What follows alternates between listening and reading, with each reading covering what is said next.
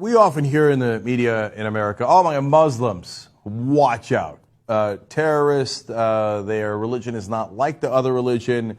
A religion of peace? Of course not. Don't be ridiculous, right? I mean, these guys are far more inclined towards violence than other religions.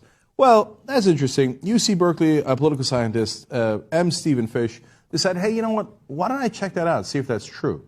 Now, there's a lot of different ways that you can judge this, and there's a lot of different metrics you can use, but he thought, why not look at the murder rates in Muslim countries and non-Muslim countries and see how they relate? I mean, if there's something intrinsic to the religion of Islam that leads to violence, it might not just show itself in terms of terrorism or wars. And remember, it's not like the Muslims started the war in Iraq. We started the war in Iraq, right? And then a lot of violence broke out. But murder is a different category. It's, intentional homicide, and it's judged based on crime statistics. So let's check that out, okay? I thought that's an interesting idea.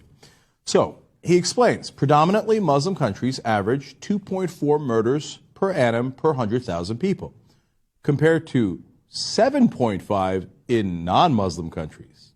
What? The percentage of the society that is made up of Muslims is an extraordinarily good predictor of a country's murder rate. So get a load of this. More Muslims equals less murder. Republicans, conservatives, all of you, everybody in the media, go ahead. This is the time when your head explodes. And not due to Muslims. No way, man, I don't believe it. Oh, facts suck. No way. I read a poll that they like to have their women's heads covered. No, yeah, okay, that's all interesting, right? But these are the numbers. You can go check them yourself, okay? So the non-Muslim countries have murder rates 3 times higher. So now I know what a lot of smart people are thinking. Wait a minute now. There's a lot of different factors that go into that. Yeah, you're right. So let's just read up on the rest of the context of this, and then we'll talk about it. It says, more authoritarianism in Muslim countries does not account for the difference. I have found that controlling for political regime and statistical analysis does not change the findings. More Muslims, less homicide.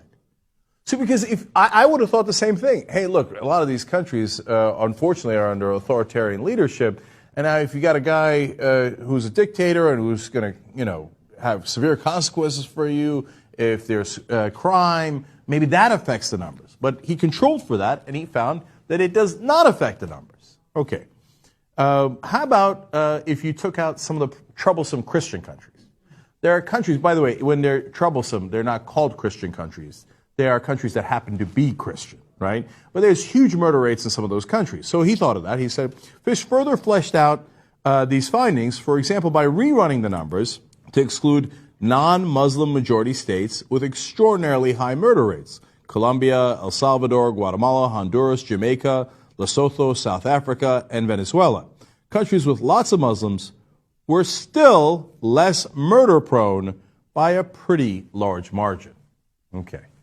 Now, do I believe that there is something inherent in Muslim people that makes them less violent than other Homo sapiens? Of course not. That argument is as absurd as saying that Muslims are inherently more violent. No, they're human beings. They're exactly the same as the rest of us. Now, could there be something that is in their culture, the socioeconomic conditions, political context that's making the difference? Yes.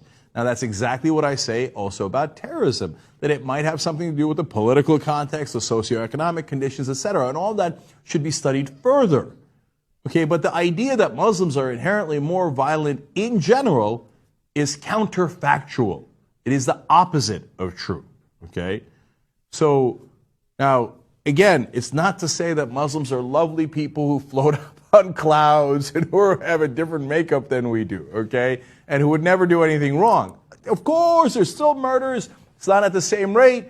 And there's got to be other explanations for it. But the idea that Muslims are more violent is just not only irrational, but just simply not true. It does not comport with the facts as we have them.